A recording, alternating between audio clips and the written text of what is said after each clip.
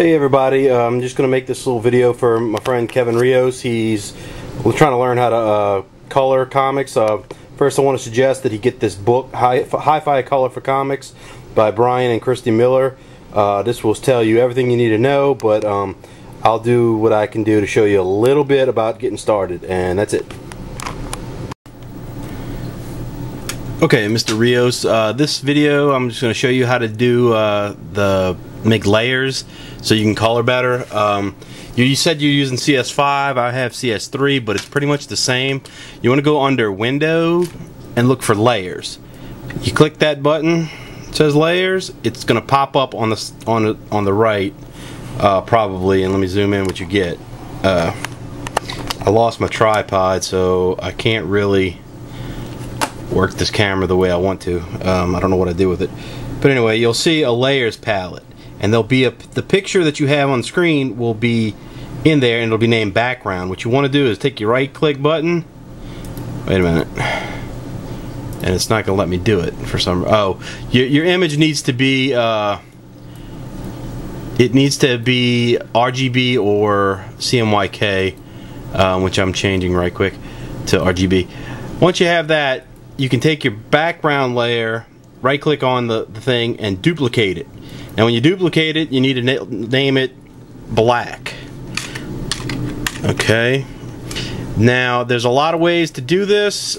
People color differently, but you want to go back to your background layer and right click on it and delete it. So now you have your black. A lot of people will do different layers for different colors. Some people will do one for each of the CMYK, cyan, yellow, magenta, and black, whatever way you want to do it, but you need to keep one layer as black. So what you do is you go on here, you duplicate it again. I'm just going to say color just for the heck of it, because I'm not going to get too deep into this. Then you want to make sure your black is at the top, so just make sure you have that up there. Now there's a little eye right here that'll turn it off and on, but we'll get to that later. So let me zoom back out. I got this picture, and what you want to do is go under Select. I think it's still under Select on CS5, and get Color Range. When you do that, your little screen is going to pop up, and you'll have a little eyedropper. The best thing to do is go on to the picture itself, which this picture comes from that book that I just showed you. You click the white area and hit OK, and it's going to do the same thing as the magic wand. It's going to select everything in that picture that's white. You want to hit delete on that layer. Don't touch anything. Go over to your little layers palette. Click on the black. Hit delete again. Now you have a background that is live basically, and I need to show my tools. Where the heck are those?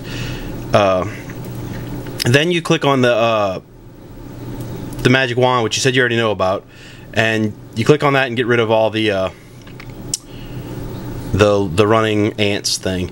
So then you go back to your color layer, and let's say I just want to make this dog, a red dog. I pick my red color that I want, and I go to and I just start filling in. Now, if I took the paintbrush and I wanted to, man, something happened to my thing here. Why I don't have my brushes out? Well, anyway, if I wanted to,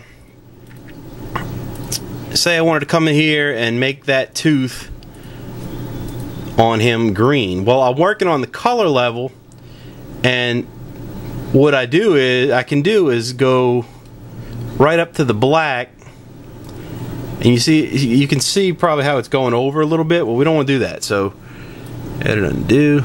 So what you do is you try to go right up to the black, but you can go over the black too, like right now, and it's still not going to affect anything, because you had on the color layer, you see how the green is all over. But as long as you have that black layer on top, it's going to cover up whatever's underneath the black. And that's what you want to do. You want to keep that black on the top. So, there's more detail to this, but I'm just trying to go fast. So we're going to give him some more, color here, just for the heck of it. Okay.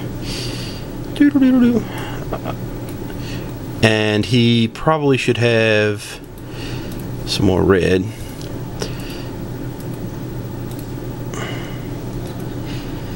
I don't know if that. Okay. And his tail needs to be red. And then he's got to get some yellow for his cape. Okay. And his little spikes. And we're going to leave his partner black and white because we don't have time for this. Okay. So now you got your basic colors. You can go in and do shading and all that other stuff. You know, that's just going to be depending on how you want to color it. There's a million different ways. Like I said, you get that book and you will learn a whole bunch of stuff that you never even thought of. It's real good.